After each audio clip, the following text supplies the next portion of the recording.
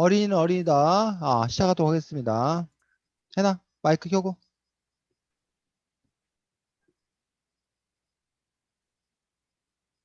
아이고, 해나야 또 마이크 안 들린다.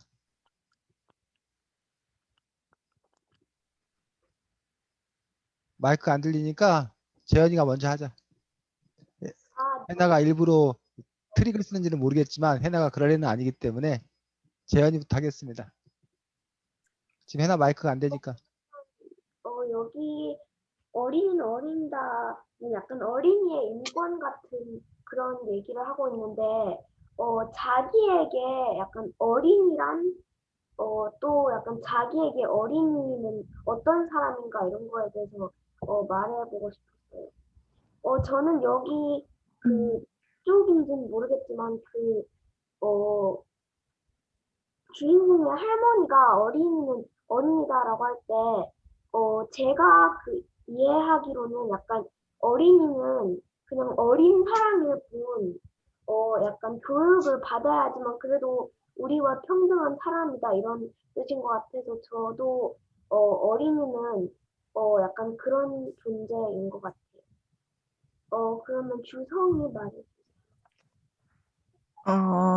저는 일단 평소에 어린이에 대해서 잘 생각해 보진 않았는데, 이 책을 보고 일단은 어린이는 말 그대로 일단 어린 사람이고, 여기 마지막에 그 할머니가 어린 게 벼슬이라고도 말하는데, 그런 걸 보고 약간 어른보다는 미숙하고 실수를 조금 어른보다는 미숙해 하고, 그래도 어린 게 벼슬이라니까 약간 인정받는 그런 사람이라고 생각합니다. 네, 그러면 해나 말해. 혹시 지금 들리나요? 잘 들려? 네. 어린이는 이제 충분히 그 어리니까 좀 잘못할 수도 있고, 그리고 어린이는 어린이로서 이렇게 잘 살아갈 그런 권리가 있으니까, 진짜 어린이인 걸 충분히 존중해줘야 된다. 어린이인 것만으로도, 어린이여도 이렇게 존중받을 권리가 충분히 있다. 그런 말으로 이해를 했습니다. 네, 그러면 준호 말해주세요. 저도 해나님이랑 비슷합니다. 네, 그러면 네, 이제 선생님 말해. 자, 어린이를 어떻게 볼 것이냐라는 부분에서 그동안 우리는 어린이라고 하면 어, 미숙한 존재라고 보기도 하고 미성숙한 존재라고 보기도 하고 또는 어른이 되기 위한 과정을 밟고 있는 존재라고 생각하기도 하고 뭐 아니면 뭐 또 누군가는 뭐 어린이는 순수하고 맑고 깨끗한 존재, 어른은 더러운 존재고 어린이는 순수하고 맑고 깨끗한 존재라고 생각하기도 하고 또 어린이는 보호받아야 될 존재라고 하기도 하고 뭐 이런 식으로 이제 어린이에 대한 여러 가지 생각을 갖고 있는 것들을 볼 수 있습니다. 이 책에서는 16쪽에 나와 있는데 어린이란 만 18세 미만의 모든 사람을 말한다라는 식으로 해서 만 18세니까 우리나라 나이로 보면 고등학생까지를 어린이라고 얘기하고 있는 거여서 요즘 우리들이 보통 생각하는 어린이하고 조금 개념이 다르지. 우리나라에서는 보통 중고등학생들은 보통 청소년이라고 얘기를 하고 어린이 하면 보통 이제 초등학생 정도를 어린이라고 얘기하는 경우가 많고 그 다음에 이제 뭐 유치원에 다니는 아이들도 어린이라고 할 수 있나 아니면 그보다 더 어린 아이는 이제 어린이집에 다니는 애들은 어린이집이지만 유아라고 얘기하기도 하고 더 밑에 이제 갓난아기들 응애응애하는 그런 갓난아기들은 영아라고 하기도 하고 또 엄마 뱃속에 있는 애들은 태아라고 하기도 하고 이렇게 이제 부르는 명칭이나 이름들이 서로 다른데 어쨌든 이 책의 정의 유엔 어린이 권리협약의 정의는 만 18세 미만의 모든 사람을 보고 어린이다라고 얘기하는데 그 어리다라는 어떤 그런 부분들을 미성숙하다, 부족하다 이런 개념이 아닌 그냥 나이가 단지 신체적 나이가 어린 존재일 뿐 이 사회 구성원 중에 한 사람으로 봐야 된다라는 어떤 그런 부분들을 갖고 있기 때문에 뭐 그런 점에서 이제 뭐 양면성이 있다고 생각합니다. 어린이를 한 사회 구성원으로 보면 그러면 어린이들도 똑같은 권리와 의무를 갖는 건지, 아니면 어린이를 보호의 대상으로 보기 때문에 어린이들이 보호받는 대신 그런 권리 같은 거를 좀 이렇게 제한받는 건지. 그러니까 여러분들은 여러분들 마음대로 핸드폰 같은 걸 못 만듭니다. 또 통장도 못 만듭니다. 여러분이 뭔가를 결정할 때 보호자의 동의 없이는, 보호자가 같이 가지 않고는 뭘 결정할 수 없게 돼 있어. 대신 또 거꾸로 여러분이 뭐 예를 들면 어떤 범죄를 저지른다 하더라도 만 13세 미만인가는 뭐 촉법 소년 뭐 이렇게 돼가지고 형사처벌을 받지 않게 돼 있다던가 뭐 이런 식의 또 이렇게 법적인 어떤 그런 부분들이 있는데, 그런 점에서 이제 어린이를 어떻게 볼 건가라는 부분들이 좀 이렇게 많이 달라진다고 생각합니다. 그래서 뭐 제 개인적으로 어린이라고 하면 뭐 일단 기본적으로 좀 이렇게 보호받고 존중받아야 되지만 그래도 너희들은 몰라서 안 돼, 너희들은 미성숙한 존재라기보다는 어린이들도 어린이 나름대로 어린이 스스로 뭔가를 결정할 수 있는 존재, 그리고 그런 기회를 많이 줘야 되지 않나라고 저는 생각하고, 그런 점에서 어린이 역시 또 그만큼 자신이 결정한 부분에 대해서는 또 책임질 부분들도 책임져야 되지 않나라고 생각하는 편입니다. 네, 이 얘기가 길어졌습니다. 그럼 여기서 마치.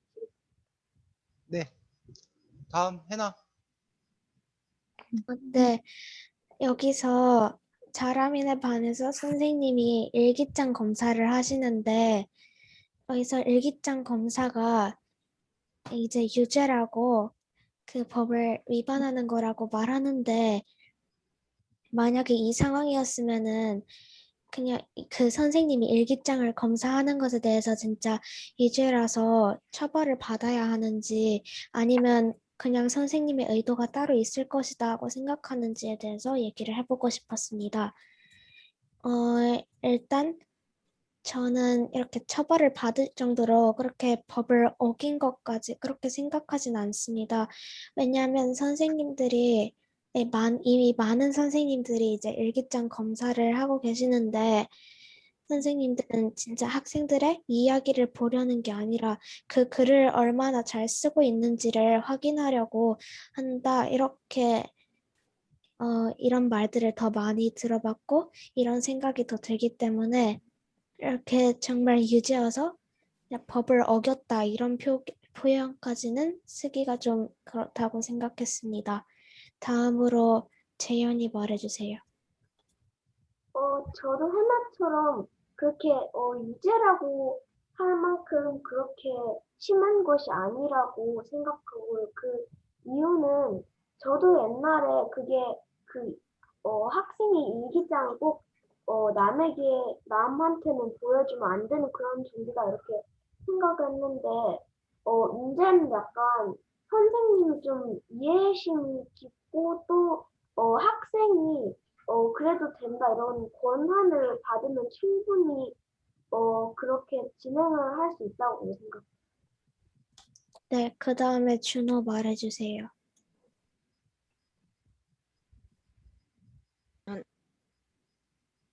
다음에 하겠습니다. 네, 그러면 주성이 말해주세요.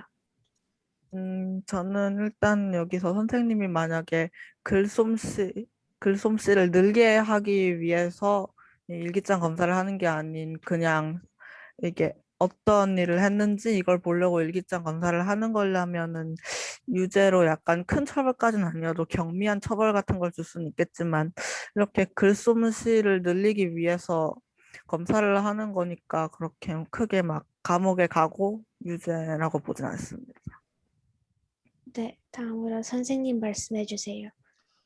준호 얘기하고 그 선생님이 끝으로 얘기하도록 하겠습니다. 준호 혹시 준비됐으면. 안 준호 그러면 말해주세요.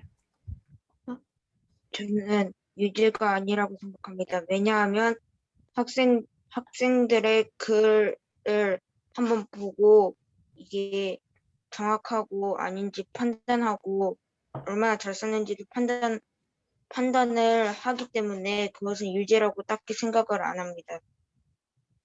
네, 선생님 말씀해주세요.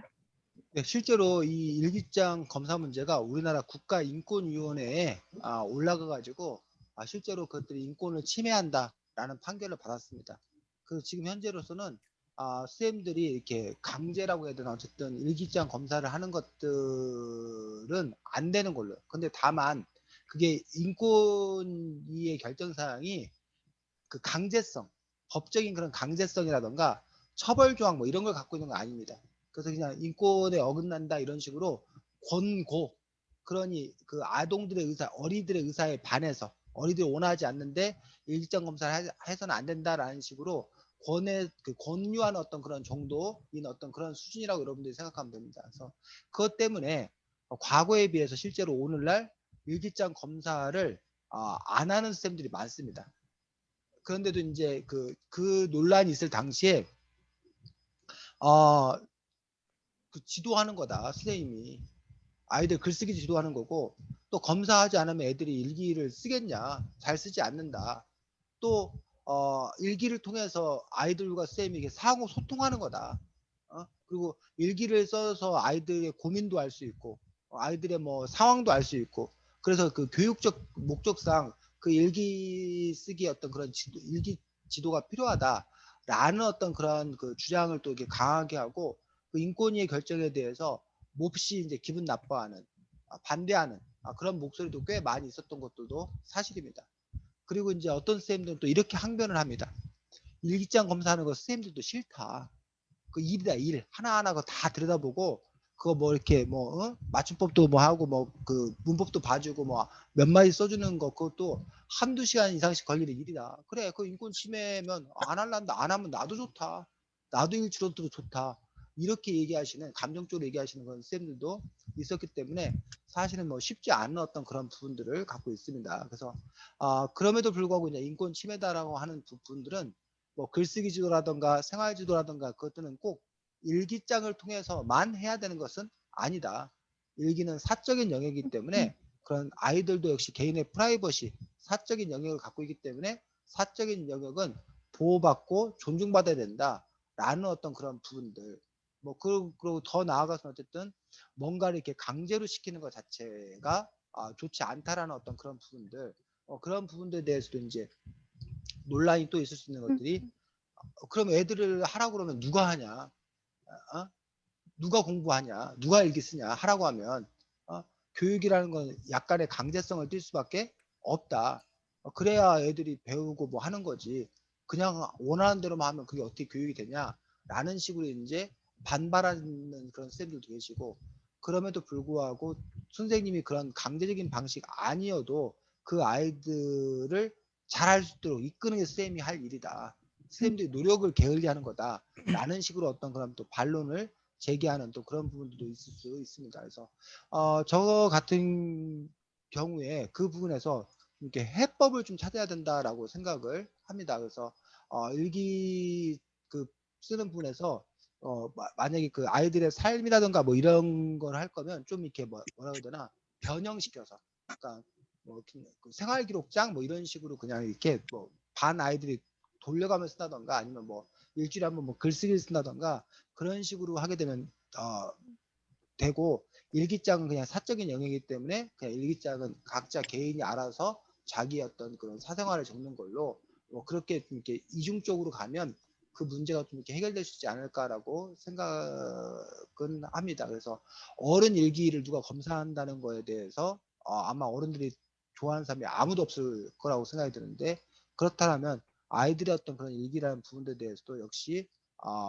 존중해 줘야 되지 않나라고 지금은 생각이 좀 바뀌었습니다. 예전에는 뭐 그런 게 어딨어? 그냥 검사해야지. 뭐 이렇게 아이들한테 도움되는 거지? 라는 생각이었었는데 저도 생각이 조금씩 이제 바뀌고 있는 그런 중입니다.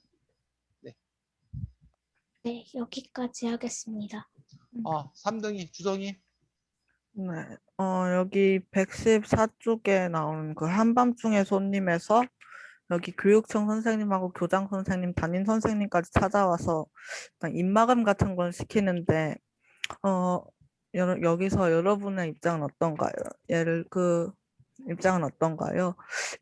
그 나라의 이미지를 챙기려고 입마금 하는 게 나을까, 아니면은 그래도 고발을 해야 될까요? 그리고 그 이유를 말해주세요.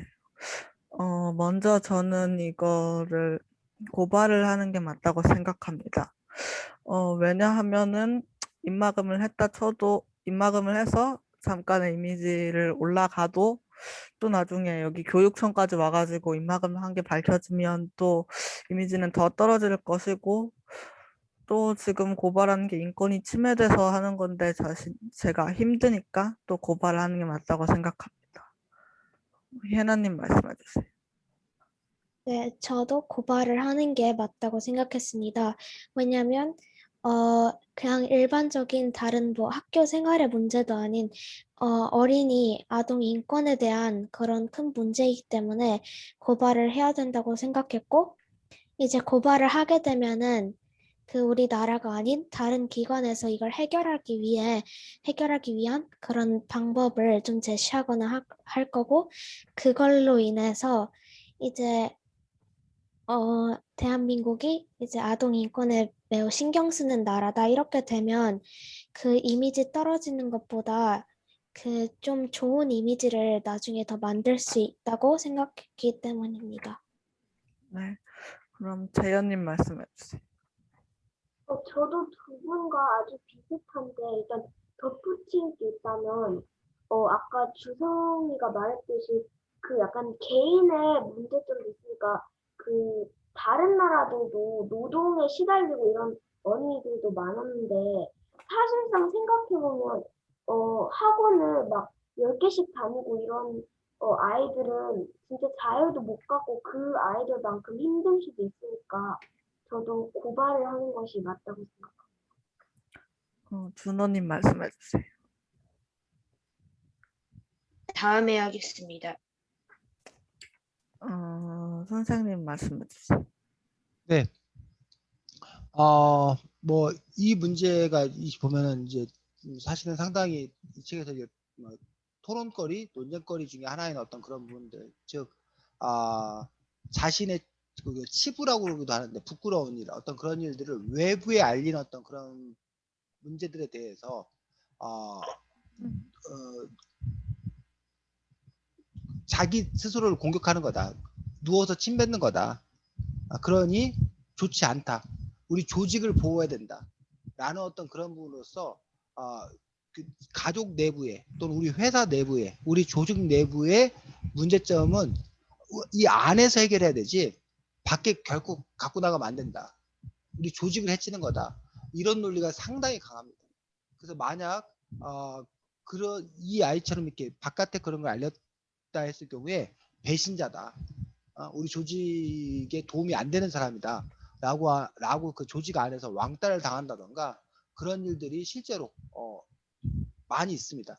그럼에도 불구하고 이른바 내부 고발자라고 그러는데 내부에서 어떤 그런 잘못들을 고발함으로써 오히려 그 내부 사회가 정화되는 깨끗해지는 그 문제가 해결되는 어떤 그러한 계기로 삼아야 된다라는 어떤 그런 부분들을 갖고 있기 때문에 근데 그것들이 사실은 좀 쉽지는 않은 솔직히 좀 이렇게 어려운 어떤 그런 점들도 갖고 있는 것들이 사실입니다. 그래서 아까 뭐 해나가 얘기한 것처럼 고쳐서 오히려 이미지를 좋게 하는 게 더 좋지 않냐라고 해서 그것도 되게 맞는 말인데 근데 이제 그 한번 이런 나라라고 찍혔을 때 부정적인 평가가 됐을 때 그 부정적인 평가가 과연 고쳤다고 해서 바로 이렇게 긍정적인 평가로 바뀔 거냐라는 부분에서 그게 결코 그렇게 쉽지가 않은 어떤 그런 상황들이 있기 때문에 그런 점에서 좀 이렇게 어려운 점이 있는 것도 사실입니다. 그럼에도 불구하고 여러분들이 얘기했던 것처럼 자꾸 자신의 잘못을 드러내므로 인해서 그런 것들을 고쳐나갈 수 있기 때문에 저 역시 여러분들과 마찬가지로 이렇게 잘못된 것들이 이렇게 있으면 자꾸 드러내고 그래서 비판받고 비난받고 달게받고 또 그걸 계기로 해서 좀 더 이렇게 나아진 모습으로 고치려는 어떤 그런 노력들이 좀 필요한 것이 아닌가라고 생각이 들고 그래야지만이 그 조직이 그 곳이 늘 이렇게 건강한 모습으로 살 수 있다고 생각합니다. 근데 자꾸 이 눈치 저 눈치 가려가지고 그런 내부의 문제를 이렇게 우리끼리 쉬쉬하고 이렇게 덮어버리면 그 문제는 영원히 이렇게 풀리지 않는 또 그런 어려움이 있습니다. 다만 이제 아까 말씀드렸듯이 그 피해를 어떻게 하면 좀 줄일 것인 건가 그런 부분에서 좀 지혜가 좀 필요하지 않나 또 그런 생각을 함께 합니다.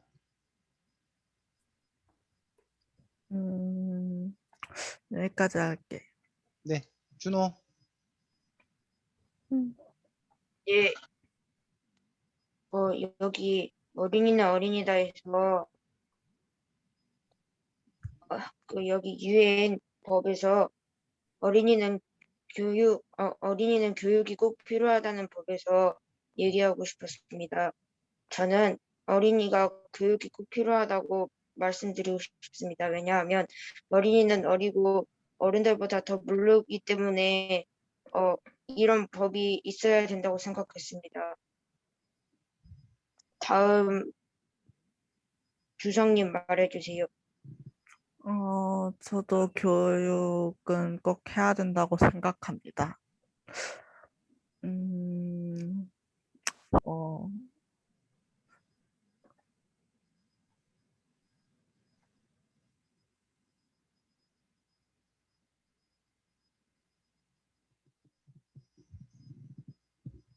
멈춘 거야? 말을 안 하고 있는 거야. 다 한 거야. 다음. 다 했답니다, 준호야. 네.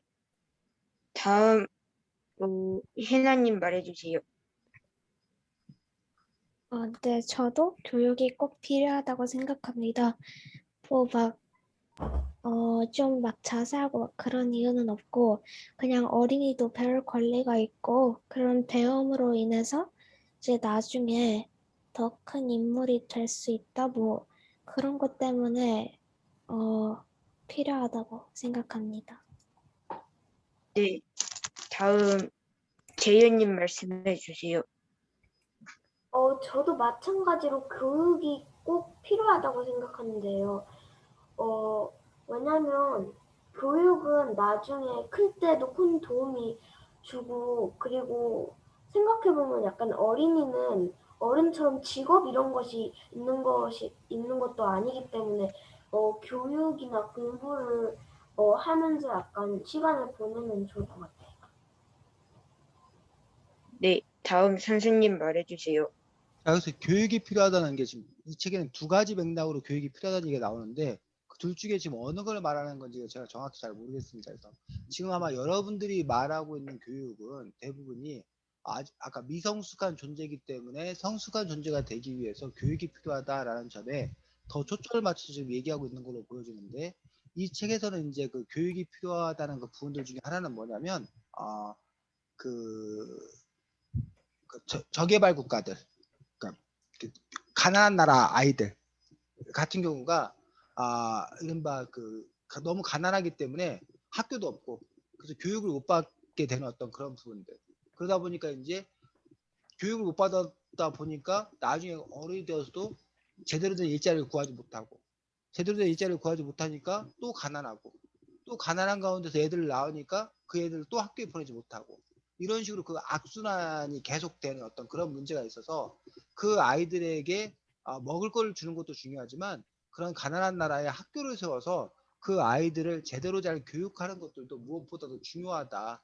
그래서 그 아이들이 교육을 받음으로 인해서 자기의 삶을 좀 더 이렇게 부모와는 다른 개척한 어떤 그런 삶들 보다 좀 나은 일자리를 자기가 갖게 되고 나은 일자리를 갖게 되니 수입이 좀 더 많아지고 수입이 많아지니 자기 자녀들은 더 좋은 그 교육을 시킬 수 있고 이런 식으로 이렇게 선순환이 됨으로 인해서 전체적인 그 사회 환경이 나아질 거다라는 그런 의미에서 이제 어린이들에게 그 다른 것들 못지않게 교육이 필요하다라는 그런 의미에서 교육의 필요성을 얘기하는 경우가 또 있는데 준호가 제안한 부분들이 그 중에 어느 부분인지를 잘 모르겠습니다. 그래서 실제로 방정환 쌤님이 어린이날 그 운동을 하면서 방정환 쌤이 얘기했던 게 아이들을 제발 학교에 보내주세요. 이게 그 당시에 구호였습니다. 아이들을 공부를 시켜주세요라는 거. 아마 요즘 애들이 들으면 화들짝 놀랄 겁니다. 우리 방정환 쌤이 어린이날 정해줘서 너무 고마워요, 감사해요 그러는데 그 아래에 있는 내용을 보면 제발 뭐 하세요? 학교 보내주세요. 뭐 자주 씻게 해주세요. 자주 씻어주세요. 뭐 이런 건 나와 그 내용들이. 왜 그 당시 우리나라가 몹시나 뭐였기 때문에 가난하기 때문에 애들을 학교에 안 보내. 일 시켜. 돈벌이 시켜. 부모들이.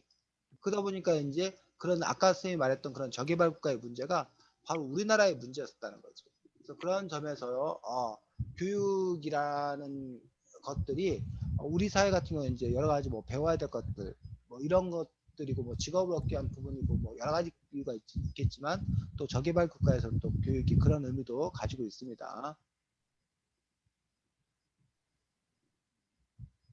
준호?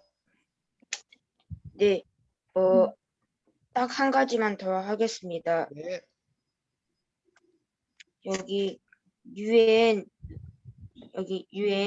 법 30조 어린이는 자신의 문화, 종교, 언어를 누릴 수 있는 권리, 이 법에서 얘기하고 싶습니다. 저는 문화, 종교, 언어를 그렇게 누린다고는 생각하지는 않습니다. 왜냐하면 누리다가 잘못 누리면 더 안 좋을 수도 있기 때문입니다. 다음 재현님 말씀해 주세요. 혹시 죄송한데 그 질문을 다시 한번 말씀해 주실 수 아. 있나요? 네.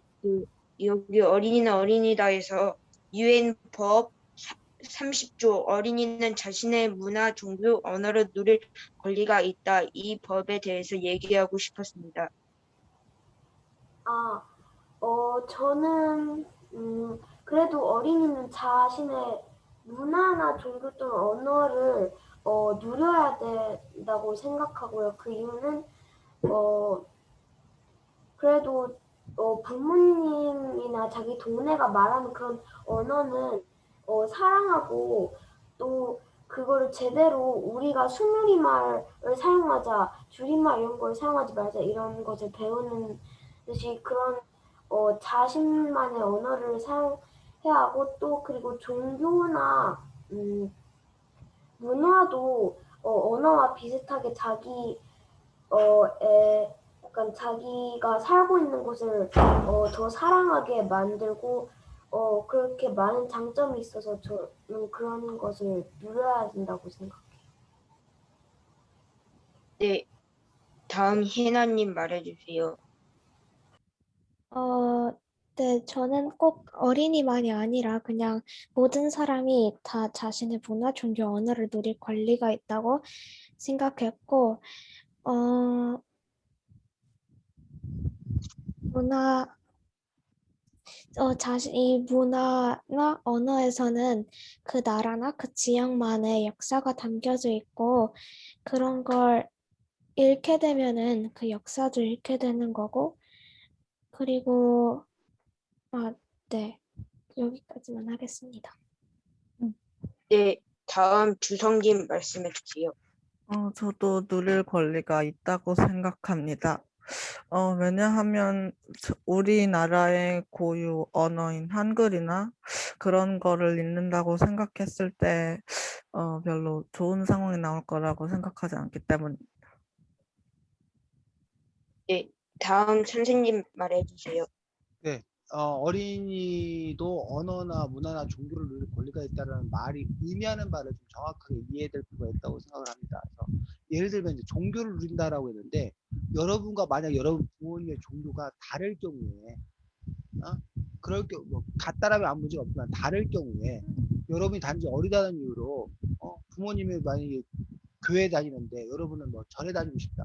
그러면 너 지금 뭐 하는 거야? 그래서 여러분의 종교의 자유를 뭐하자 인정하지 말아야 되는 건가? 부모와 종교가 다르다고 해서 부모의 뜻대로 그래서 가야 되는 건가? 나 교회 다니기 싫어요. 뭐 부모님 절이 불교면 나 불교 믿기 싫어요. 나 뭐 할 거예요?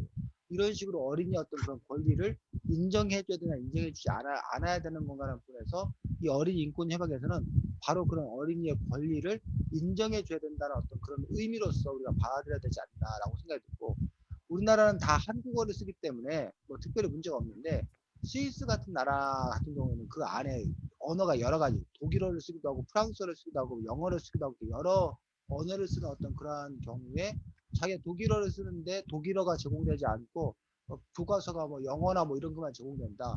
그럴 경우에 이제 자기 언어를 사용할 어떤 그런 권리가 침해당한 어떤 그런 상황들을 볼 수 있기 때문에 그런 점에서 이제 이건 사실은 어린이뿐만 아니라 어른도 마찬가지고, 그러니까 어린이 역시 어린이란 이유로 그런 권리가 침해돼서는 안 된다라는 어떤 그런 뜻을 갖고 있기 때문에 어린이를 그 어른의 딸린 세트로 이해할 것이냐, 아니면 어린이도 독자적으로 자기 나름의 어떤 그런 선택할 수 있는 어떤 그런 권리, 권한 이런 걸 가진 존재로 볼 것인 건가라는 부분의 문제라고 생각이 들어서 저는 어린이에게도 그런 권리는 분명히 당연히 있는 거다라고 생각을 합니다. 네, 이상으로 끝내겠습니다. 네, 수고했습니다. 자, 그래서 이 책은 어린이의 인권에 관해서 중심으로 이렇게 이야기를 하는 그러한 책인 것들을 볼 수가 있습니다. 이 책 29쪽에서 30쪽에 보면 소년병 문제가 나옵니다. 소년병. 자, 즉 어린이가 전쟁에 참여하는, 그러니까 어린이를 전쟁에 뭐 동원하는 뭐 이런 부분의 문제에 대해서 당연히 어린이를 전쟁에 이렇게 동원하는 것은 국제법상으로도 이게 있어서는 안 되는 어떤 그런 불법적인 어떤 그런 행위인 것들을 이야기하고 있습니다. 그런데 다른 한편에서는 이 문제를 좀 다르게 볼 수도 있습니다. 선생님이 한 신문 기사였던 것 같은데 그거를 선생님이 찾아왔습니다. 이 부분을 여러분들이 한번 읽어보고 여러분들은 또 어떻게 생각하는지 여러분의 생각을 한번 이야기를 해봤으면 좋겠습니다.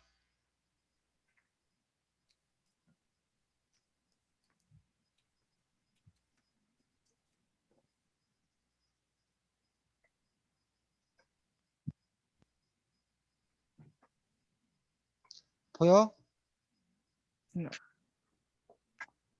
네, 자, 쌤 읽어줄까? 6.25 전쟁 소년병은 1950년 6월 25일부터 정전협정이 체결된 1953년까지 군번을 받고 복무한 14세부터 17세까지의 소년병을 말한다. 당시 소년병들은 62년이 지난 지금 평균 나이가 70대 후반이다. 그러니까 이게 지금 2000 아마 12년에, 그러니까 지금은 71년이 지났기 때문에 지금은 80대 후반 됐겠네. 소년병의 숫자는 29,603명이고 이 중 전사자는 2,573명, 현재 생존해 있는 인원은 7,500명이다.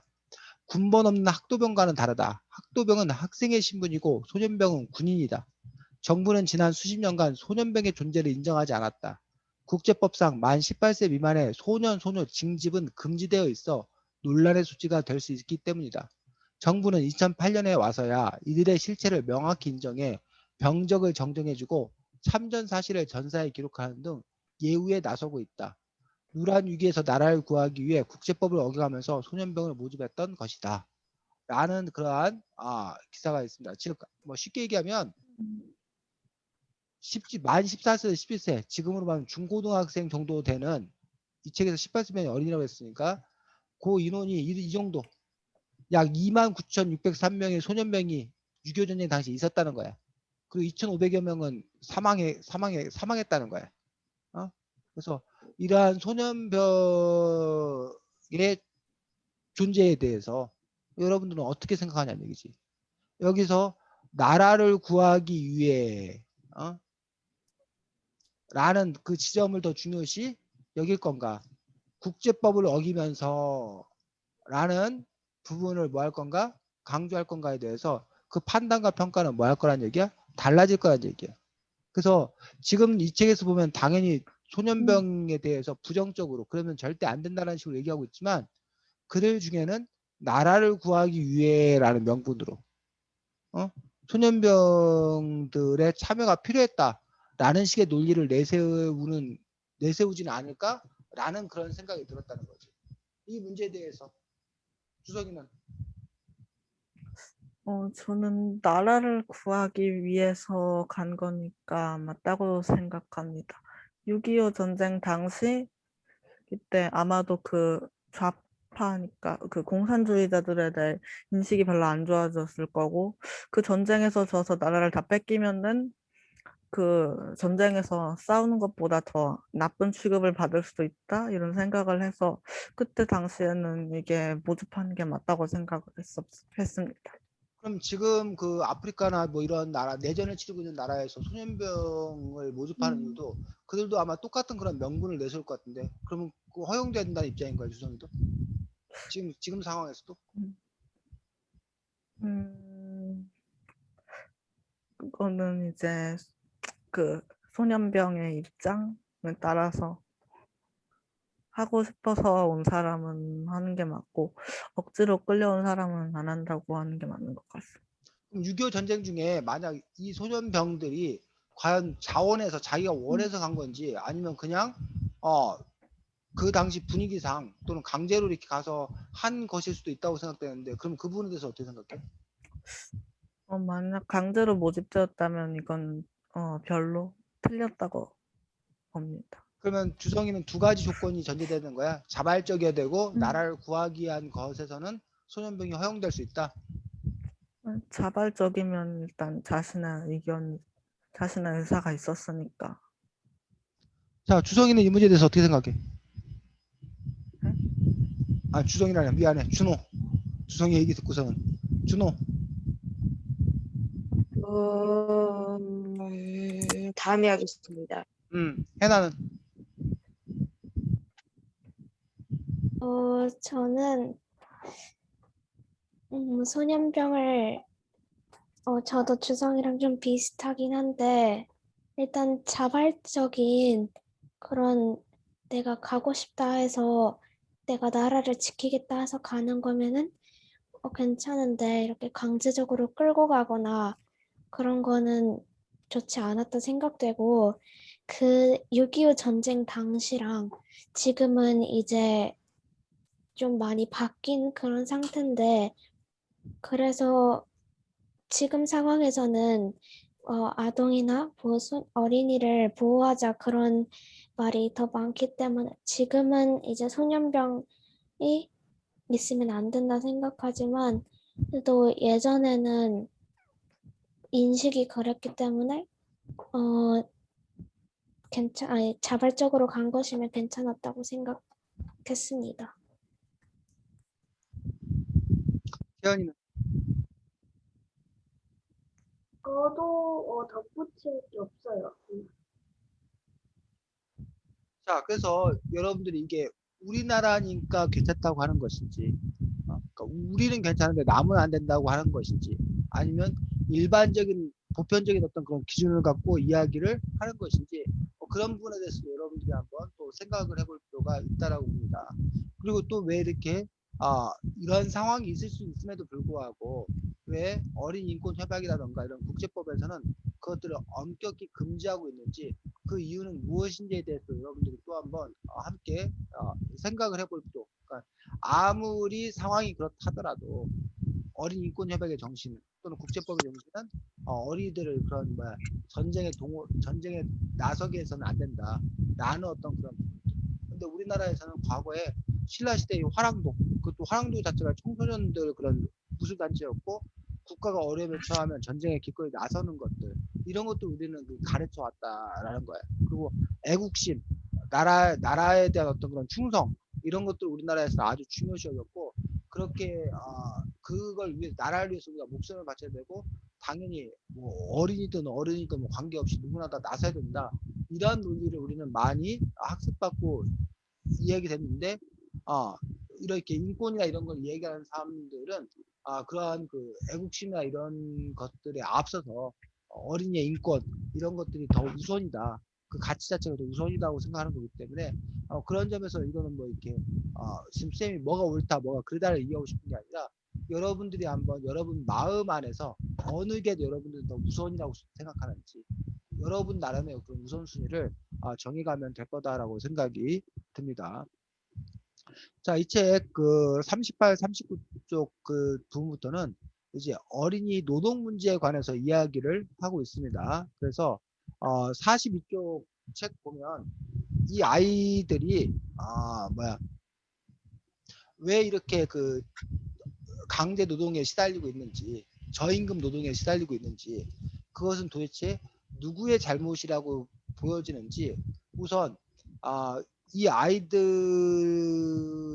이런 상황에 있어서 그 잘못한 사람이 누구라고 생각하는지를 우리가 하나씩만 돌아가면서 이야기를 해봤으면 좋겠습니다. 이게 누구의 잘못이라고 생각하는지, 아니면 뭐 누구의 잘못이 크다고 생각하는지에 대해서 재현이부터 한번 얘기를 해보죠. 저는 일단 여기서 말한 엄마 아빠도 되게 가난한 그런 살림을 하면서 되게 어쩔 수 없을 그런 상황일 것 같고 또 사장님이라고 아니, 할까? 하나만 얘기, 하나만. 아, 부모에게 잘못이 있다는 거야, 부모는 잘못이 없다는 거야, 지금?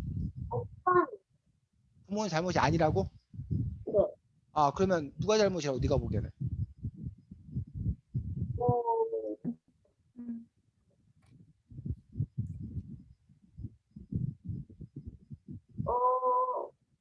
정부도 해도 됩니다. 정부 잘못이라고? 아, 왜? 왜 정부 잘못이라고 생각해? 왜냐면 아무리 정부도 약간 뭔가 경제적으로 힘들다고 해도 그래도 정부는 가족이나 가게가 아닌 약간 전체적인 그런 그 나라를 약간 책임지는 그런 모임이니까 저는 그래도 이게 정부의 책임이라고 생각해요. 아, 정부의 잘못을 지적했습니다, 재현이가. 자, 준호는 어때? 정부의 잘못이라는 재현이 거 얘기에 더 추가를 해줬고, 아니면 정부 잘못 말고 또 누구의 잘못 때문에 이런 일이 생긴 거라고 생각하는지, 준호는 어때? 국가의 잘못이라고 생각해요. 왜? 가난하면 국가가 원래 다 도와주는 거잖아요. 근데 이것을 안 도와주고 어린이한테 이렇게 힘든 일을 시켜서 그래요. 아, 국가가 책임을 져야 되는데 국가가 책임지지 않았기 때문에 국가의 잘못이다. 해나? 네. 저도 정부 국가의 잘못이라고 생각을 합니다.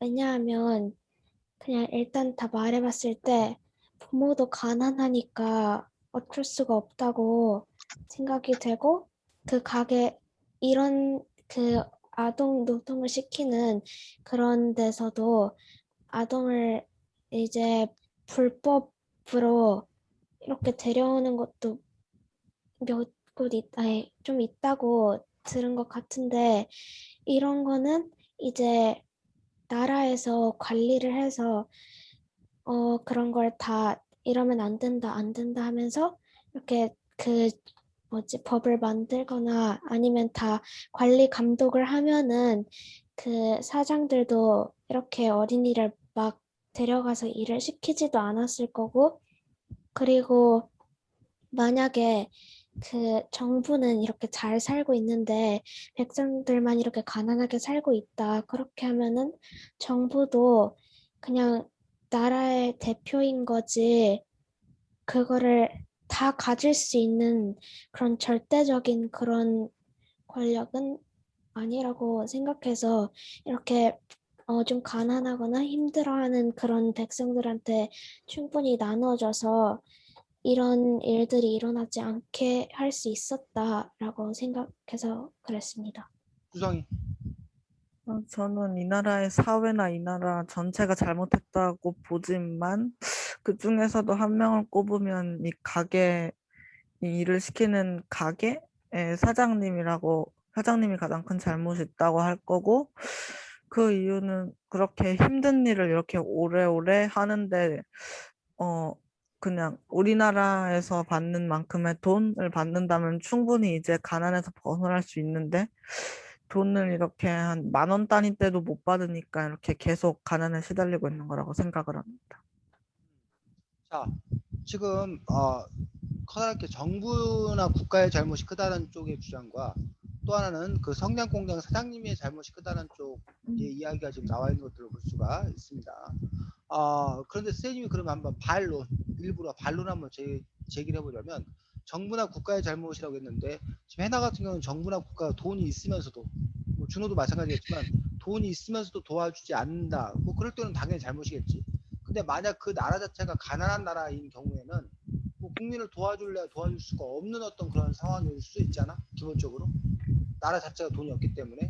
게다가 그 성냥이라도 만들어서 수출을 하게 해야 그래야 그 나라가 그나마 먹고 살 수 있는 어떤 그런 상황인데 그거를 어린 노동을 시키지 못하도록 하게 되면 그 성냥 공장이 망할 거고, 그러면 성냥 공장이 망하면 그 나라는 더욱 가난해질 거고, 그러니 그 나라 정부 입장에서는 그 성냥 공장을 살리기 위해서 그거를 눈 감아줄 수밖에 없는 거 아니냐.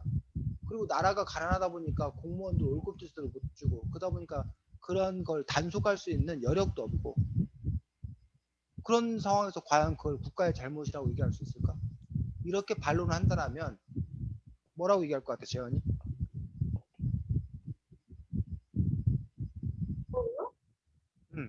만약 이런 반론을 한다면,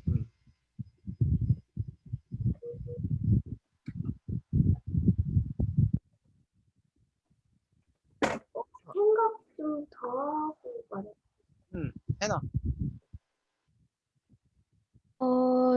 두 번째, 어쩔 수 없이 나라에서 이거라도 수출해야 된다. 그 이유 말고, 만약에 그냥 나라가 가난하다면 그 문제에 대해서는 그래도 나라의 대통령이나 왕이나 그런 사람들은 제가 잘 모르는 걸 수도 있는데, 그래도 그 가게들의 사장들이 이렇게 제어할 수 있는 그런 그 사람들을 뭐라 해야 되지?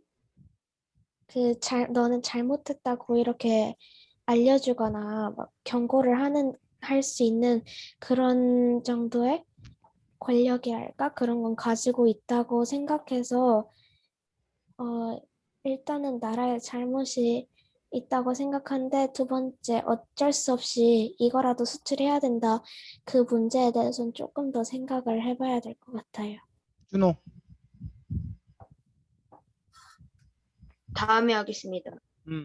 자, 그럼 주성이는 아까 그 공장 사장님의 잘못이다라고 이야기를 했었는데, 공장 사장님 입장에서 선생님 또 혹시 반론을 해본다라면, 공장 사장님은 그 성냥을 팔려면 그 값이 싸야 경쟁력이 있어서 그 성냥이 팔릴 텐데, 그 성냥값이 비싸면 그 성냥이 팔리지 않을 거고, 그럼 성냥을 그 싼 값에 맞추려면 결국 월급을 조금밖에 줄 수가 없고, 게다가 자기가 뭘 강제로 시키는 것도 아니고 그 아이들에게 일자리를 주는 거다. 오히려 그 아이들이 싫으면 그 일자리를 안 하면 되는데, 자기들에게도 아쉬우니까 자기들도 필요하니까 그런 일을 하는 거 아니냐. 그러니 공장 사장은 잘못이 없다. 뭐 이런 식으로 반론을 하는 경우가 있거든. 그런 반론에 대해서 어떻게 생각해? 일단 성냥 가격을 낮추는 거 먼저 얘기를 하면은, 일단 성냥은 일단 비교적으로 만들기 구조가 별로 어렵지 않은 구조여서 다른 나라에서는 웬만해서 다 기계로 만드는데, 이거는 아무리 낮춘다고 해도 사람들한테 그래도 아예 안 줄 수는 없으니까 어느 정도의 돈은 줘야 되는데, 다른 나라는 기계가 다 하니까 가격을 낮추는 건 별로 수출을 하지 않고 그냥 그래도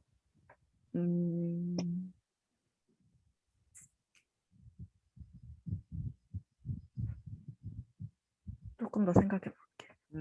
사실은 선생님이 일부러 여러분들에게 그냥 반론을 제기한 것 뿐입니다. 뭐 그 선생님 제기한 반론이 맞다 옳다 뭐 이런 건 전혀 아니고, 실제로 이런 문제를 갖고 이제 서로 토론하고 이렇게 부딪히고 현실의 고민이기도 한 어떤 그런 부분들을 갖고 있습니다. 그래서 여러분이 지금 제기한 문제 중에는 여러분이 말한 그 공장의 사장과 지금 정부의 잘못, 국가 공동체의 잘못을 얘기하는 경우도 있었는데, 어떤 사람들은 잘 사는 나라 잘못이라고 얘기를 하기도 합니다.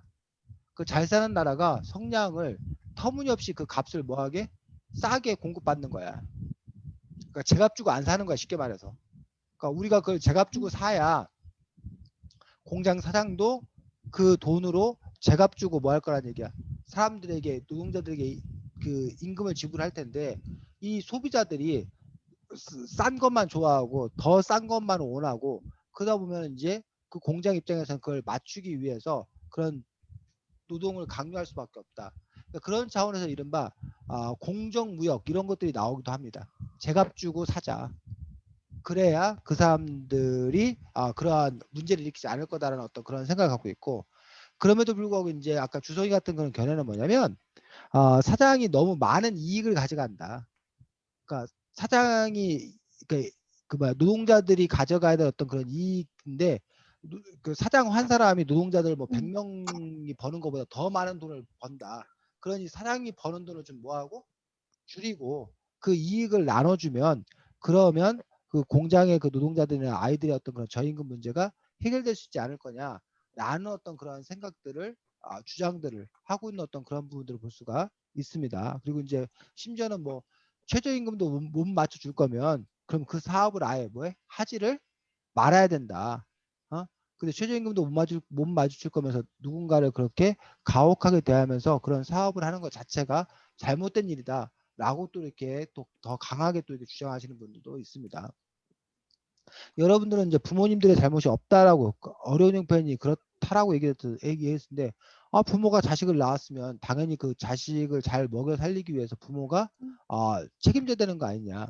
부모의 무능력 그 자체가 잘못이다라고 얘기를 하고 어떠한 상황에서도 아이들에게 그렇게 노동을 시키거나 그렇게 해서는 안 된다라고 또 이렇게 얘기하는 그런 사람도 있고 그에 대해서 누구는 시키고 싶어 시키냐.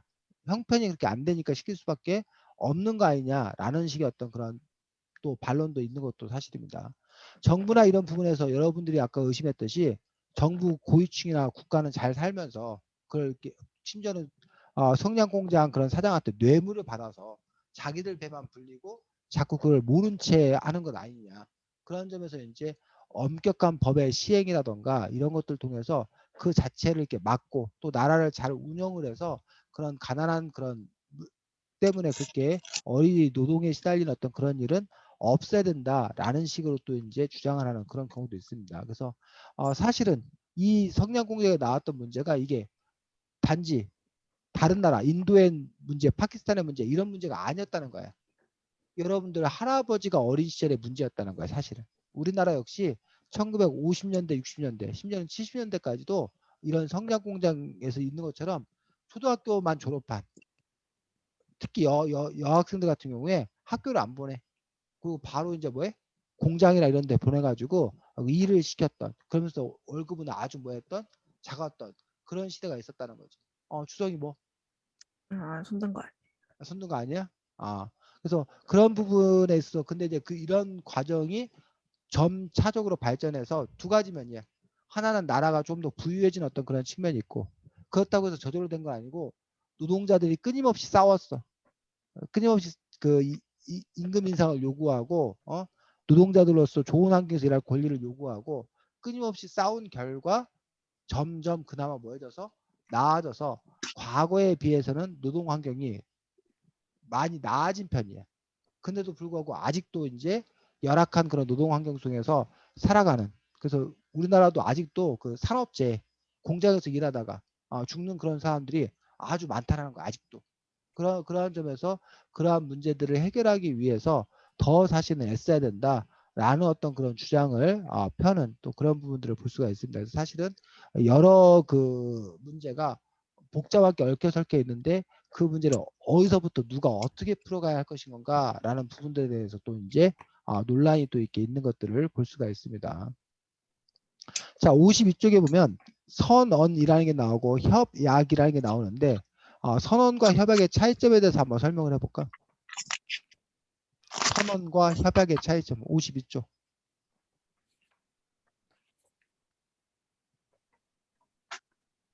약간 제가 알기로는 선언은 음, 좀 이렇게 하겠다라고 약간 발표랑 비슷한 것 같은데 그 협약은 진짜 공식적으로 법처럼 만드는 그런 것 같아요. 뭐가 더 강력한 거야? 협약. 협약이 더 강력한 그런 부분들을 갖고 있습니다. 그래서 권리 선언은 말 그대로 이래야 됩니다 라고 주장하는 거야. 주장. 근데 그 주장을 들어줄 건지 안 들어줄 건지는 뭐야? 전혀 관계성이 없어. 그래서 여러분들이 가끔 이제 그 세계 여러 나라 정상들이 모여갖고 뭐 서울 선언을 했다라고 하면 희망사항을 얘기한 거야. 우리가 나아갈 방향을 제시한 거야. 근데 그런 것들이 실제 그 적용되거나 그런 것들은 좀 멀었다라고 생각하면 돼. 그것보다 이제 더 진일보한 게 한 단계 더 나아간 게 이제 뭐야? 협약을 맺는 거야. 협약은 그렇게 지키기로 뭐 한 거야? 약속한 거야. 근데 문제는 협약도 뭐뭐 할 수 있다라고 해갖고는 그 사람의 개인, 그 사람, 그 국가의 그 선이 착한 마음에 맡기는 거야. 뭐뭐 할 수 있다라고 하면 해도 되고 안 해도 되고 이런 식이야. 근데 해야 한다라고 표현하고 그러니까 꼭 이걸 해야 된다라고 표현하면 강제성이 있는 거야. 게다가 해야 된다라고 했는데 그게 했는데 안 했어. 그럼 어쩌라고? 이러면 또 끝나는 경우가 있어. 그럼 또 어떻게 되냐? 해야 한다. 만약 안 할 시에는 무슨 벌을 받는다라고 벌칙 조항까지 있으면 그것이 아주 강력한 힘을 갖는 어떤 그런 부분들을 볼 수가 있다는 거죠. 그래서 여러분들이 그 법에 뭐뭐 할 수 있다와 뭐뭐 해야 한다는 아주 뭐야? 큰 차이를 갖는 거예요. 그래서 실제로 그 법을 만들 때 그 한 글자 갖고 뭐해? 싸워. 또는 뭐 우리 멤버는 해나 재현, 주성이, 준호로 한다. 이렇게 되면 멤버가 4명밖에 안 되는 거야. 근데 해나 재현, 주성, 준호 등으로 한다. 그 등.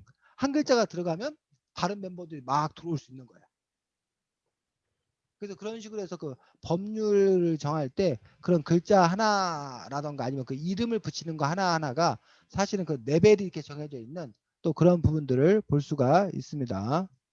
자, 63쪽에 보면 정부가 어린이에게 적절한 생활 수준을 제공할 의무가 있다라고 얘기하고 있는 것들을 볼 수가 있습니다. 자, 정부가 어린이들에게 적절한 생활 수준을 제공할 의무가 있다라고 정해놓은 것에 대해서 여러분들은 어떻게 생각하는지, 그게 맞다고 생각하는지, 아니면 뭐 이 조항이 좀 이렇게 문제, 한계, 아쉬움이 있다고 생각하는지 그 여러분들도 생각을 들어보도록 하겠습니다. 주성이. 잠깐만요. 61쪽. 63쪽. 63쪽.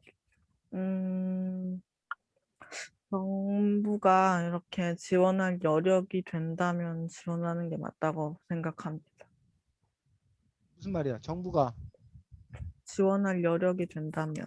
여력이 된다면, 여력이 안 되면 안 해도 되고. 여력이 안 되면 안 해도 돼. 해나. 저도 비슷한데 할 수 있으면 한데 근데 할 수 없으면 그렇게 지원해줄 돈이 부족하면 어떻게 해야 될지 모르겠어요. 재현이. 저는 그래도 아무리 돈이 부족하다고 해도 최대한은 돈을 모아서 그 어린이들한테 지원을 해줘야 된다고 생각해요. 준호. 저도 재현님과 비슷합니다. 자, 봐. 이 책임을, 어린이의 책임을 네가 알아서 해라. 일단 어린이 자신에게 줄 수 있지. 가난한 건 뭐 하고 네 책임이다. 라고 어린이에게 둘 건가? 첫 번째. 두 번째. 누구에게 둘 거다? 가족. 부모가 알아서 어린이를 책임져야지 무슨 정부한테 다 돌리냐. 부모 책임이다. 세 번째. 누구 책임? 정부가 알아서 해야 된다. 정부 책임이다. 그럼 정부가 책임을 진다는 거는 가난한 집 애가 있으면 누가 나서서 정부가 나와서 그 가난한 애를 뭐 해준다는 거야. 당연히 살 수 있도록 제공해야 될 의무가 있다는 거야. 정부 책임. 근데 만약에 이 정부가 만약에 못해. 가난한 정부야. 그럼 못할 거 아니야. 그럼 그냥 그 애들은 그냥 굶어 죽어야 되느냐. 낮은 생활 수준에 살아야 되냐. 만약에 이 책임을 유엔 세계에다가 책임을 주면 그럼 세계의 여러 나라들은 최소한 우리 지구의 어린이들이 가난하거나 이렇게 살게 해서는 안 된다. 굶주리게 해서는 안 된다. 지구가 책임져야 된다. 라는 식으로 얘기할 수 있다는 거죠. 그런 점에서 이거를 세계 단위의 책임으로 볼 것이냐 각 국가의 단위로 볼 것이냐, 아니면 각 가정의 단위로 볼 것이냐, 아니면 어린이 개인의 단위로 볼 것이냐. 그런 점에서 이제 누가 그 문제에 일차적인 책임을 질 것이냐에 따라서 많은 것들이 달라지는 어떤 그런 부분들을 볼 수가 있다는 거죠. 우리나라는 지금 현재 기본적으로는 누가 지금 그 책임을 지고 있는 거야? 누가 책임지고 있는 것 같아?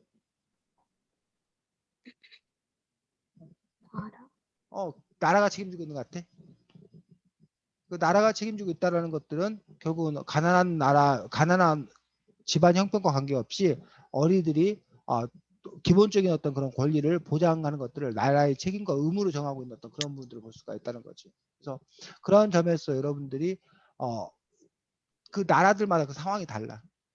나라가 정말 책임지고 그런 것들을 해내는 어떤 그런 나라도 있는가 보면 그것이 아니라 각 개개인 그 가정에게 맡긴 어떤 그런 경우들도 있고, 뭐 가정에서도 뭐 내가 나 몰라라 이렇게 하고 뭐 어린이가 자기가 먹고 살기 위한 것들을 자기 스스로 해결해야 되는 어떤 그런 상황에 몰려있는 어떤 그런 경우도 있고, 그것들은 이제 나라의 어떤 그런 형편과 사정에 따라서 제각각 다른데, 현재는 이제 뭐야, 유엔 차원에서는 이루어지고 있지 않는, 그래서 그냥 선의에 따라서 그냥 가난한 나라에 있으면 어린이들을 위해서 좀 도와줘라, 또 북한 어린이들 굶주리고 있으면 우리가 좀 도와준다, 이런 것들이지 그것들을 의무로 정하고 있지는 않은 어떤 그런 상황인 것들을 볼 수가 있습니다.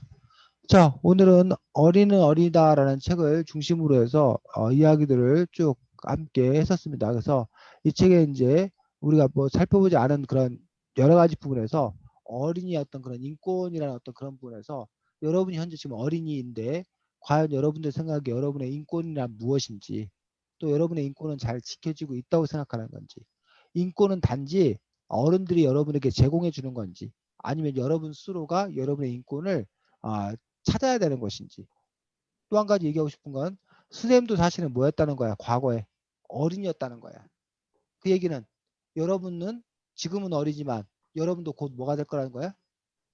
어른이 될 거라는 얘기지. 그럼 여러분이 어른이 되었을 때 어린이 인권에 대해서는 여러분은 또 어떤 입장을 취할 것인지, 뭐 그런 부분에 대해서도 여러분들이 또 함께 생각해 볼 필요가 있다고 봅니다. 아유, 쌤이 지금 4분 넘겼다고 해나가지고 그냥 졸려가지고 어쩔 줄을 모르네. 어우, 눈치 보여. 자, 수고 많았고, 다음 주에는 예니에 끝나지 않은 축제라는 책인데 콜롬비아의 상황을 다루고 있던, 콜롬비아의 상황을 다루고 있고, 이것도 오늘 봤던 그 어린이 인권과 약간의 어떤 그런 같은 맥락을 갖고 있는 그런 책들이 너무 다르지만, 다루고 있는 내용은 다르지만, 그래서 다음 주에는 예니에 끝나지 않은 축제로 함께 보도록 하겠습니다. 자, 수고 많았고 잘 지내시기 바랍니다. 안녕. 해나 잘 안녕히 자. 계세요. 계세요.